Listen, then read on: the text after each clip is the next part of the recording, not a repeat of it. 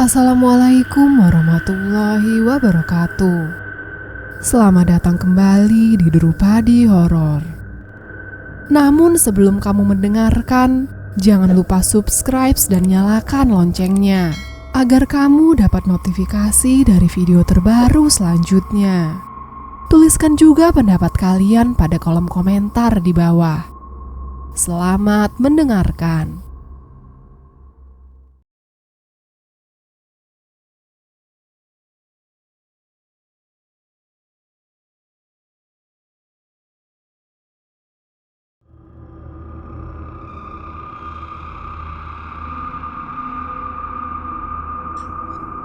Kala Sobo, selimut di balik kematian.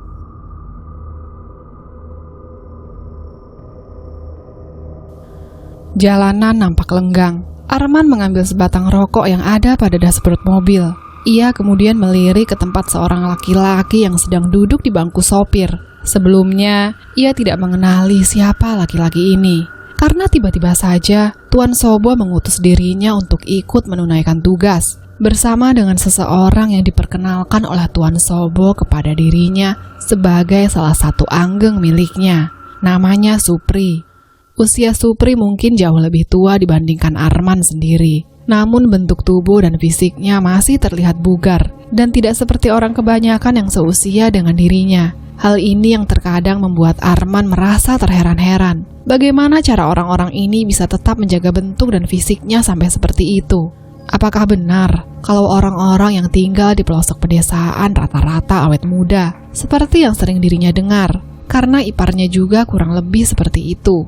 Pardi masih terlihat seperti laki-laki berusia 30-an awal. Tapi apapun rahasia di balik kejanggalan-kejanggalan ini, Arman tidak bisa menutupi kalau sepanjang perjalanan dia merasa tidak nyaman duduk bersama dengan Supri. Karena entah bagaimana cara mengatakannya, Supri memiliki atmosfer yang cukup menakutkan untuk seorang abdi milik Tuan Sobo. Tanpa terasa, 2 jam sudah waktu mereka berkendara menggunakan mobil box tua berwarna putih kusam. Dan selama itu juga Supri tidak banyak berbicara dengan Arman, kecuali dia melontarkan beberapa pertanyaan-pertanyaan yang terdengar sepele tentang apakah Arman sudah menikah, sudah memiliki anak, dan ada siratan ekspresi terkejut ketika Arman memberitahu Supri kalau dirinya masih memiliki ikatan keluarga dengan Pardi yang rupanya Supri kenal dengan baik. Setelah itu Supri kembali diam dan tidak lagi bertanya tentang apapun kepada Arman.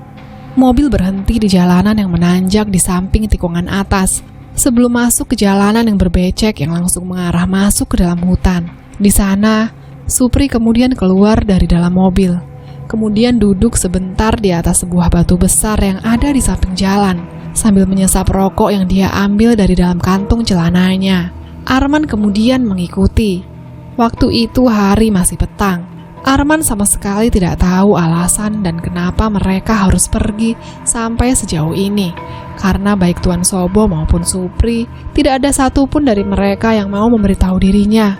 Seakan-akan apa yang akan mereka lakukan ini terlihat seperti rahasia-rahasia lain yang Arman belum ketahui sama sekali tentang lelaku dari perilaku ganjil dari Tuan Sobo yang dia abdikan.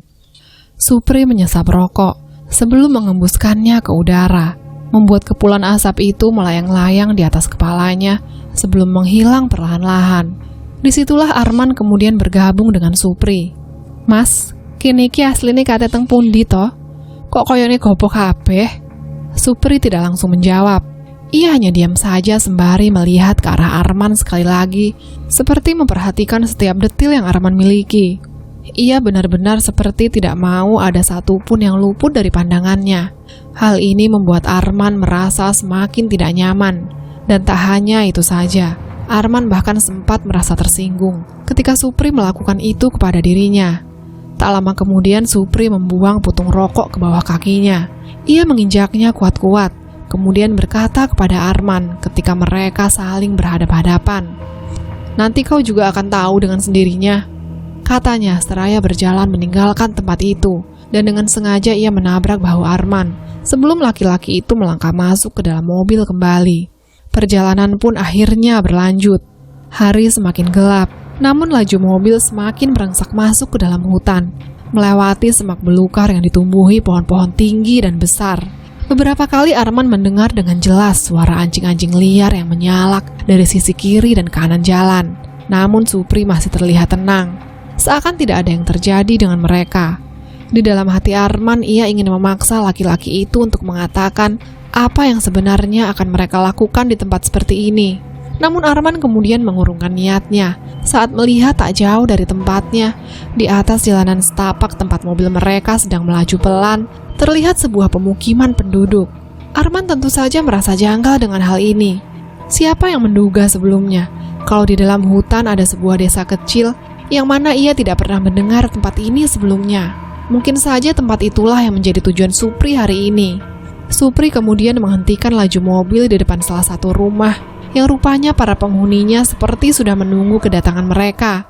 Supri lalu menarik laci yang ada pada dashboard mobil, mengambil selembar foto hitam putih, lalu melangkahkan kakinya untuk keluar, yang mana tak lama kemudian diikuti oleh Arman yang sama sekali tidak mengerti apa yang sebenarnya sedang terjadi di tempat ini. Karena entah kenapa firasat Arman mengatakan kalau akan terjadi sesuatu yang buruk di sini.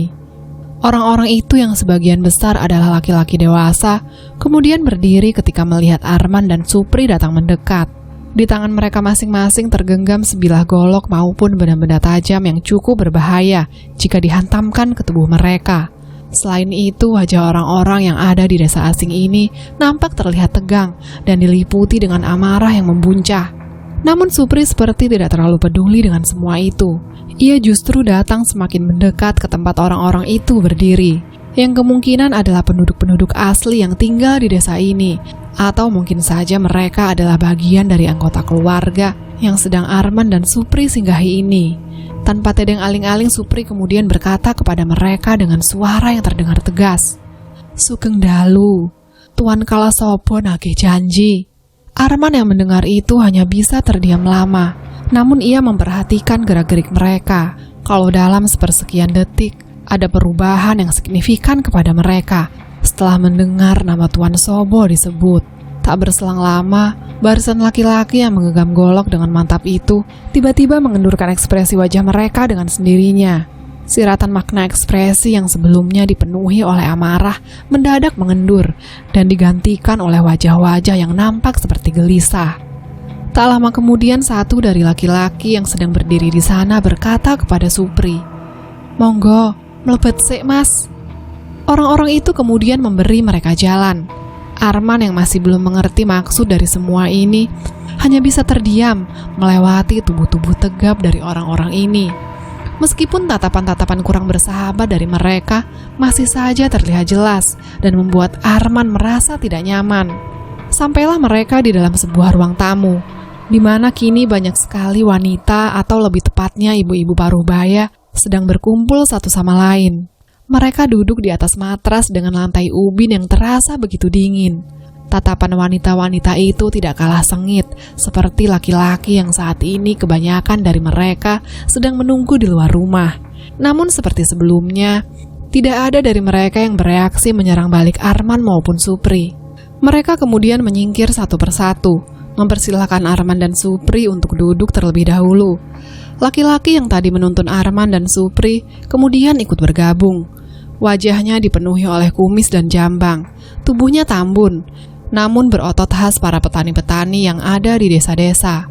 Meskipun laki-laki ini memiliki wajah yang menakutkan, namun suaranya terdengar bijaksana. Laki-laki ini kemudian memperkenalkan dirinya dengan nama Pak Santo. Pak Santo berkata kepada Supri dengan nada yang terdengar seperti memohon, "Kulo ngertos njenengan adoh-adoh teng mriki kangge mendhet abiyanyu. Nanging kulo sebagai kepala desa teng desa niki nyuwun tolong lepaske cah kuwi. Kulo bakal gantiaken nopo mawon kangge nebus kesalahan wong tuane." Arman hanya diam saja. Ia tidak mengerti maksud perkataan kepala desa. Apa yang dia maksud dengan menebus kesalahan orang tua ini? Dan siapa anak yang sedang mereka bicarakan ini? Supri tidak langsung menjawab. Namun sekilas Arman bisa melihat Supri menyeringai, seolah-olah menilai kalau apa yang dikatakan oleh kepala desa kepada dirinya terdengar benar-benar konyol.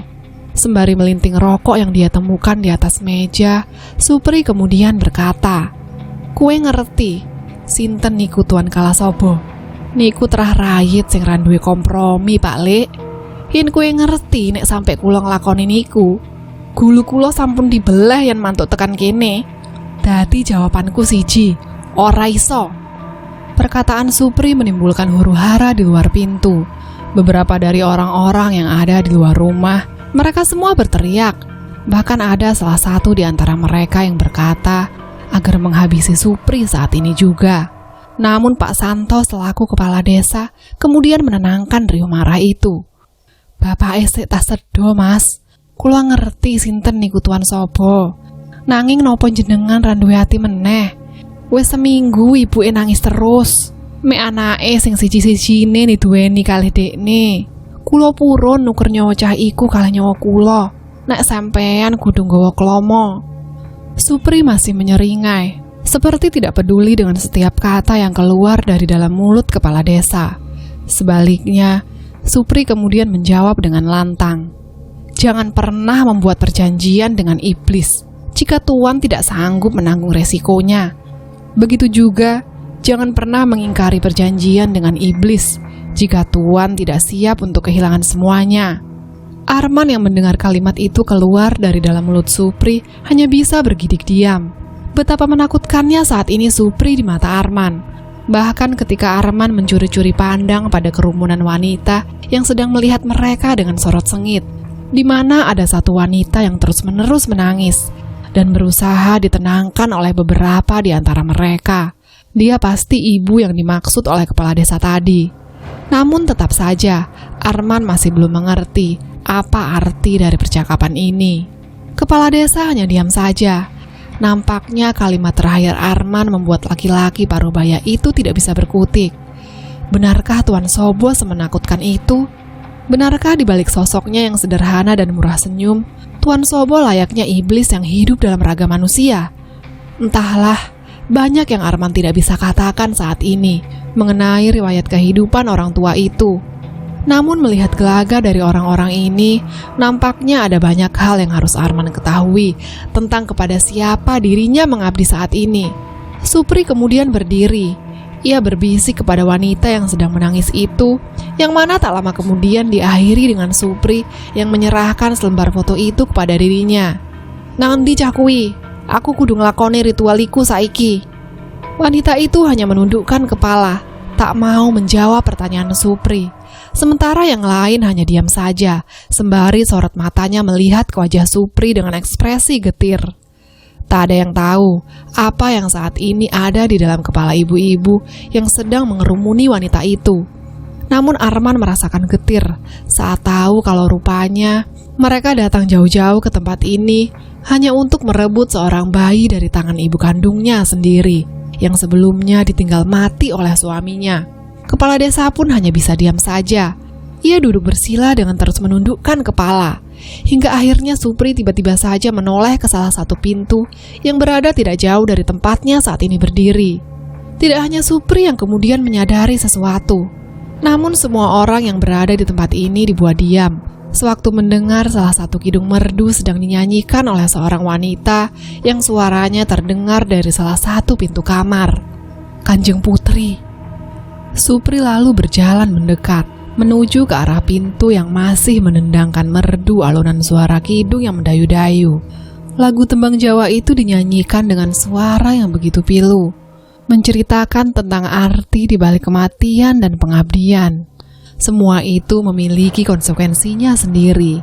Arman yang sejak tadi terpaku di ruang tengah pun tak bisa berbuat apa-apa, karena entah bagaimana caranya, bulu kuduknya tiba-tiba saja merinding. Perasaan ini sama seperti perasaan sewaktu Arman melihat Tuan Sobo memperkenalkan sosok gaib yang selama ini mendampingi dirinya. Apakah itu berarti makhluk itu saat ini berada di tempat ini?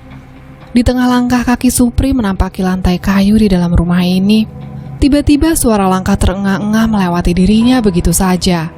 Rupanya, si ibu dari bayi itu tiba-tiba saja berlari dan membuka pintu, di mana di sana tak lama kemudian semua orang melihat sosok yang menutupi sebagian kepalanya menggunakan bago. karung yang dipakai untuk memanen padi, sedang berdiri menimang-nimang bayi mungil itu selayaknya ibunya sendiri. Melihat itu semua, orang yang ada di sana dibuat termangu diam. Arman yang kebetulan juga menyaksikan itu, tiba-tiba merasa aneh dengan tubuhnya, di mana mendadak lidahnya menjadi kering, diikuti perutnya yang tiba-tiba terasa begitu melilit. Namun dari semua respon tubuhnya yang terasa begitu janggal ini, Arman paling gemetaran, merasakan sekujur tubuhnya merinding hanya dengan menyaksikan sosok itu sedang berdiri di hadapannya. Melihat suasana yang begitu mencekam seperti itu, Supri kemudian berlari menuju ke kamar sebelum mendorong ibu dari bayi mungil itu masuk ke dalam kamar. Tak lama kemudian, Supri menutup sekat pintu dan berteriak-teriak dari dalam kamar kepada semua orang yang berada di luar untuk keluar dari dalam kamar ini jika mereka masih sayang dengan nyawa mereka masing-masing. Mendengar itu, semua orang pun melakukan apa yang diperintahkan oleh Supri. Kerumunan orang-orang di desa berhamburan lari keluar rumah. Mereka bahkan tak memikirkan kondisi ibu dari bayi itu yang saat ini terjebak di dalam kamar bersama dengan Supri. Seperti inikah pemandangan ketika keberanian manusia digerus oleh kekuatan absolut yang mengancam nyawanya. Arman pun mulai mengerti kalau manusia tetaplah manusia, memiliki batas-batas ketakutan yang bahkan tidak mereka sadari. Tanpa terasa, 1 jam sudah waktu berlalu, dan Supri tak kunjung keluar dari dalam rumah tersebut. Sementara kepala desa dan beberapa orang yang saat ini berada di luar rumah sedang berunding satu sama lain. Arman yang tidak tahu harus melakukan apa setelah Supri mendorong ibu dari bayi itu, hanya bisa duduk di atas batu, menunggu apa yang akan terjadi selanjutnya di tempat ini.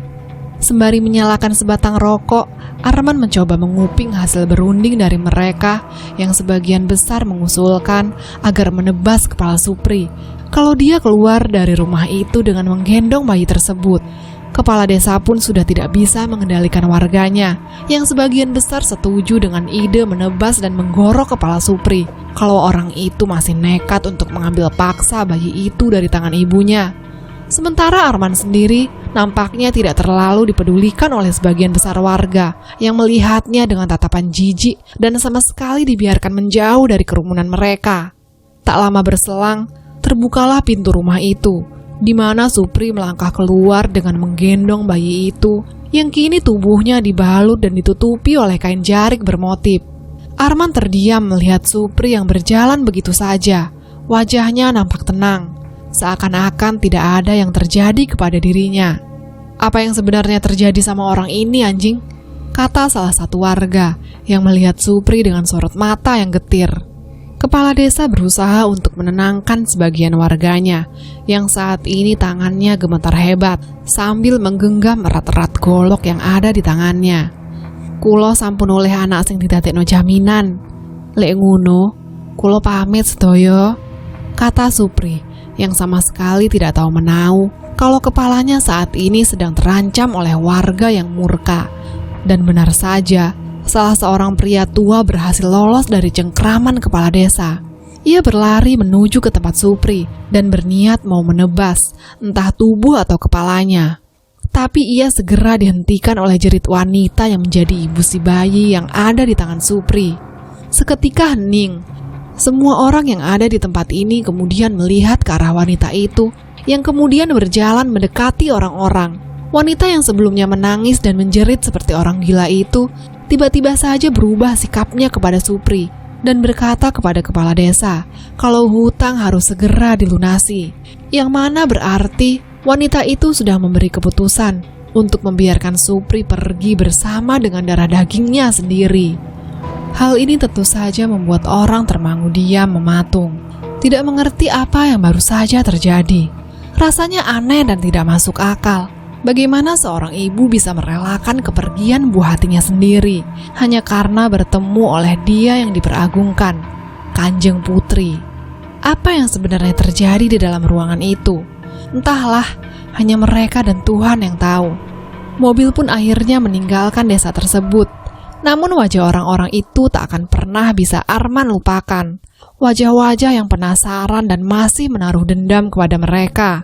Mereka hanya diam, sembari berdiri memandang kosong ke arah mobil yang sedang melaju perlahan-lahan, meninggalkan desa asing yang berada jauh di jantung hutan.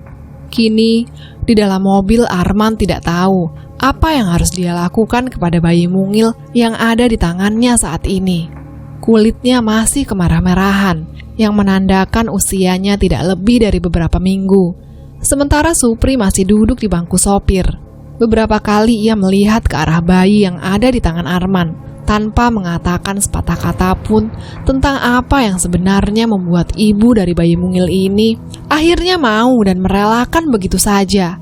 Pasti ada sesuatu yang disembunyikan oleh Supri, tapi Arman tak mau memaksa. Tidak ada orang di dunia ini yang mau dipaksa hanya untuk mengatakan rahasia yang ada di dalam hidupnya. Kini katinang endi mas saiki? Tanya Arman kepada Supri, yang hanya direspon dengan sorot mata yang kosong. Menengo ae, tugasmu mek jogo cakwi tok. Sisane melo wae, mergo hatiku lagi gak enak. Arman pun tak berkata apapun lagi kepada Supri. Ia sibuk menenangkan bayi mungil itu yang kini mulai menangis, dan membuat sepanjang perjalanan mereka dipenuhi oleh jeritan yang memuakkan itu. Setelah 2 jam berkendara dari desa asing tersebut, sampailah mereka di bagian sisi jalan jauh yang Arman ketahui dekat dengan area pantai. Supri pun meminta Arman agar mengikuti dirinya sambil menggendong bayi mungil itu yang saat ini ada di tangannya. Sementara di punggung Supri, ia membawa tas berwarna hijau army, diikuti sebuah skop yang ada di tangannya. Arman bertanya-tanya, untuk apa Supri membawa benda-benda itu? Entahlah, ia tidak mau Supri melotot lagi kepada dirinya. Jadi lebih baik untuk Arman tetap diam dan mengikuti apa saja yang mau dilakukan oleh orang sialan ini. Rupanya benar apa yang Arman pikirkan sebelumnya. Ketika mereka sedang mendaki sebuah tebing yang tak jauh dari tempat itu, Arman kemudian melihat hamparan luas garis pantai, yang meskipun saat itu hari masih terlihat gelap, namun kilauan air laut yang terpantul dari bulan dan hembusan angin yang kencang membuat Arman sedikitnya tahu di mana saat ini mereka sedang berada. Namun tetap saja Arman tidak bisa mengalihkan pikirannya dari apa yang akan mereka lakukan di tempat ini bersama dengan bayi mungil yang terus-menerus menangis di tangannya ini. Supri akhirnya berhenti. Ia berhenti di sebuah lereng bukit berbatu, di mana ada sebuah goa kecil yang mungkin hanya cukup untuk 1 orang melangkah masuk. Supri kemudian menurunkan tas miliknya. Di dalamnya ada sebuah kerat, kotak dari pandan kering, yang mana benda itu menampung bunga 7 rupa. Supri lalu menuangkannya di atas aliran air yang ada di depan gua tersebut, sambil mengatakan sesuatu semacam jampi-jampi yang Arman tidak ketahui sama sekali. Kelopak dari bunga-bunga itu pun mulai menjauh terbawa arus aliran air. Tak lama, tangisan dari bayi mungil itu semakin terdengar keras. Arman yang terkejut berusaha menenangkannya dengan menimang-nimang selembut mungkin. Tapi bayi itu tak juga berhenti, hingga membuat Supri melotot melihat ke arahnya. Supri kemudian datang mendekatinya. Di tangannya saat ini, ia sedang membawa sedikit air yang dia ambil dari aliran yang ada di depan gua tersebut. Tanpa tedeng aling-aling, satu tangannya mengerucutkan pipi bayi mungil itu dan meminumkan air itu. Arman sempat terkejut saat melihat Supri melakukan itu. Orang ini benar-benar sinting, tapi Arman tidak bisa melakukan apa-apa. Anehnya, bayi itu seketika diam dan tidak lagi menangis. Barulah Supri berkata kepada dirinya, "Ayo, wes wayahe, ndang dimarekno kabeh iki." Meskipun tidak mengerti, Arman hanya mengangguk saja mengikuti Supri yang kemudian berjalan masuk ke dalam gua yang saat itu terlihat begitu gelap dan mencekam. Mereka berjalan beberapa meter sebelum menemukan pintu keluar yang mana Arman dibuat tidak bisa berkata apa-apa saat menyaksikan tempat ini, di mana tidak jauh dari gua yang tersembunyi itu ada sebuah pohon beringin yang sangat besar. Terlalu besar untuk bisa dikatakan kalau pohon ini merupakan pohon beringin yang biasa saja. Di depan pohon beringin itu ada satu hal yang terasa janggal, yaitu terdapat sebuah patung seorang wanita sedang berlutut menghadap ke pohon tersebut. Tidak salah lagi, batin Arman waktu itu. Patung ini pastilah dibuat oleh tangan Tuan Sobo sendiri. Yang jadi pertanyaan bagi dirinya saat ini ialah, apa yang akan mereka lakukan di tempat seperti ini? Supri kemudian mengambil sebuah kotak yang dibuat dari kayu jati, yang diletakkan begitu saja di bawah akar pohon tersebut. Sebelumnya ia pikir kotak-kotak itu hanya benda-benda biasa yang orang buang begitu saja.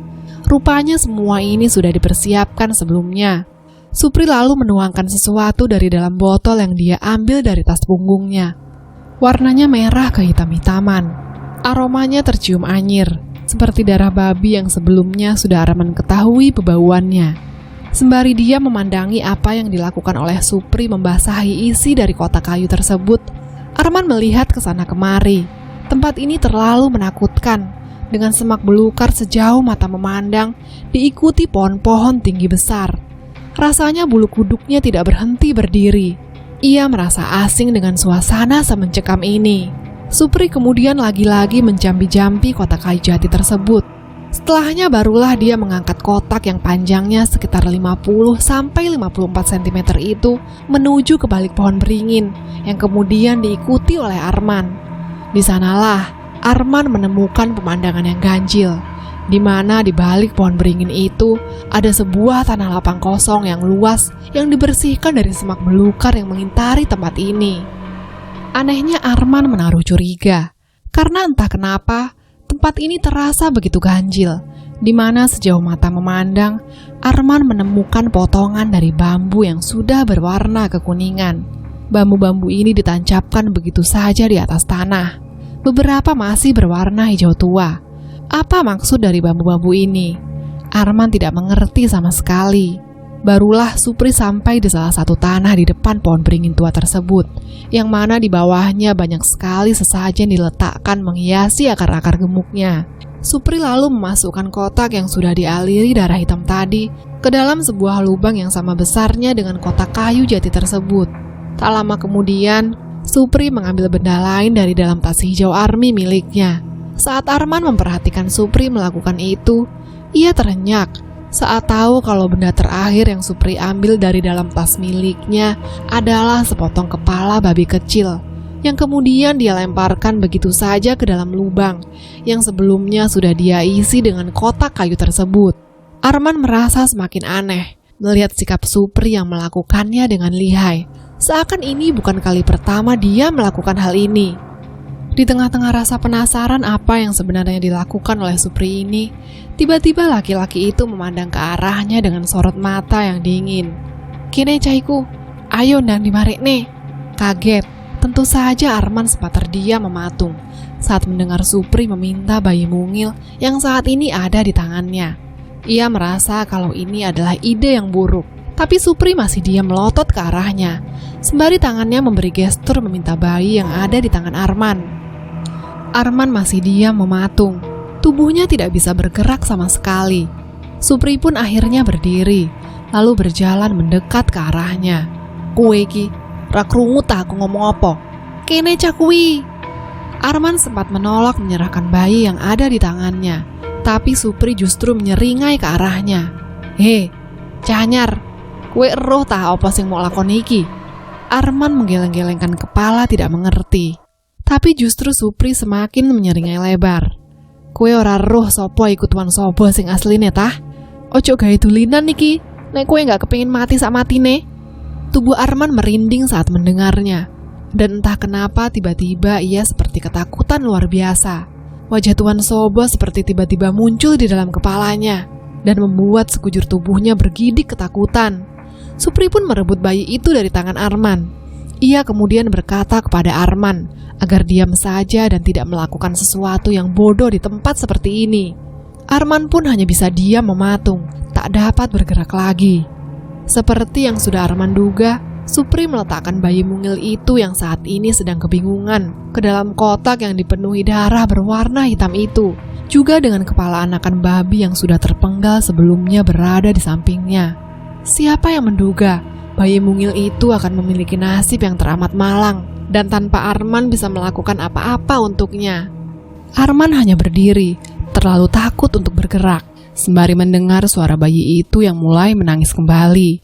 Tangisannya terdengar memilukan, membuat Arman hanya bisa melihat bocah itu yang kini seluruh tubuhnya ditutupi oleh kayu panjang, layaknya seperti peti mati. Supri lalu meraih sekop yang dia letakkan sebelumnya di atas tanah. Sembari menyalakan sebatang rokok, Supri kemudian mulai menutup lubang itu dengan tanah galian yang ada di sampingnya. Ia sempat berhenti sejenak untuk melihat Arman dengan sorot mata yang kosong. Ia pun mengambil sebatang rokok lain di dalam kantung celana miliknya, memberikannya ke mulut Arman, sembari dia berkata, "Rapopo, iki cek awal uripmu ajur." Supri sempat menyeringai, "Biyen aku yang ngono kok, ratego. Randuwe keberanian gawe nglakoni iki, tapi engko kue bakal terbiasa." Arman hanya diam saja. Ia tidak tahu harus merespon kata-kata Supri dengan cara seperti apa. Supri melanjutkan. Ia melempar tanah-tanah galian itu sampai memenuhi lubang. Dan pelan-pelan, suara tangisan bayi itu mulai menghilang. Namun di telinga Arman, dia masih bisa mendengar jeritan dan tangisan bayi yang malang itu dengan sangat jelas. Supri pun akhirnya menyelesaikan pekerjaannya. Dia menutup lubang itu dengan tanah dan membuat tempat ini menjadi seperti tanah lapang biasa. Sembari menghisap rokok dalam-dalam, Supri mengembuskannya ke atas kepalanya. Ia lalu berkata kepada Arman untuk terakhir kalinya sebelum meninggalkan tempat ini, "Kue ngerti, sopo yang pertama ngajak aku ben dadi anggeng kaya nasib mungku?" Arman hanya diam saja, melihat ke Supri yang saat ini melihat ke atas pohon beringin. "Orang itu ya iparmu sendiri, Pardi. Pardi yang memperkenalkan aku dengan dunia hitam dari songkor yang sangat bejat itu. Sekali kau masuk, tidak ada lagi jalan keluar, nak. Tidak ada. Jadi, kalau kau masih punya alasan untuk tetap hidup, mulai sekarang, belajarlah untuk menjadi iblis." Supri kemudian menancapkan potongan bambu berwarna hijau muda itu tepat di atas tanah, di mana dia sebelumnya mengubur hidup-hidup bayi malang itu. Sekarang Pardi mengerti, tempat ini adalah tempat di mana Sobo mengubur bayi-bayi malang yang menjadi jaminan atas bantuan yang sudah dia berikan. Sebuah imbalan yang gila untuk seorang manusia berjiwa iblis paling laknat. Tapi Arman tidak bisa melakukan apa-apa, karena sebelum datang ke rumah ini, ia pernah menjanjikan kalau anaknya adalah salah satu dari imbalan tersebut. Sepanjang perjalanan Arman hanya diam saja. Begitu pula dengan Supri. Ia tahu rasanya trauma menjalankan tugas nandur jabang bayi dari Tuan Sobo untuk pertama kalinya. Dan untuk itu, ia tidak akan mengajak bicara Arman, bahkan sampai nanti mereka kembali ke kediaman milik Tuan Sobo. Namun sebelum itu terjadi, Supri membawa Arman ke sebuah rumah sakit, di mana Arman diminta menunggu di dalam mobil, sementara Supri menjalankan tugas terakhirnya. Selama di dalam mobil tersebut, Arman tidak bisa berhenti memikirkan anak di dalam kandungan istrinya. Bagaimana kalau nasib bayinya juga akan bernasib sama seperti bayi-bayi malang itu? Apakah dia sudah siap? Apakah dia bisa melakukannya? Orang sinting itu, apa dia tidak punya otak sampai bisa melakukan kebejatan seperti ini? Tubuh Arman tiba-tiba saja menggigil. Ia nampaknya kini terlalu takut untuk sekedar membayangkan nasibnya ke depan. Tak lama kemudian Supri datang dan membuka pintu belakang. Di sana, dari kaca depan mobil, Arman melihat Supri memasukkan jasad seorang laki-laki. Setelahnya, dia membayar beberapa staf rumah sakit dengan sejumlah uang dari dalam tas hijau army miliknya. Arman termangu diam menyaksikan itu. Apa yang mau dilakukan dengan jasad laki-laki ini yang saat itu terbaring kaku di belakangnya? Apalagi ini? Apa orang gila itu masih kurang sinting dari sekedar mengubur bayi hidup-hidup? Tak lama kemudian, Supri melangkah masuk ke dalam mobil. Sambil memutar kemudi mobil menuju ke jalan raya, Supri mengatakannya, jasad itu akan menjadi pengantin Tuan Sobo bulan ini.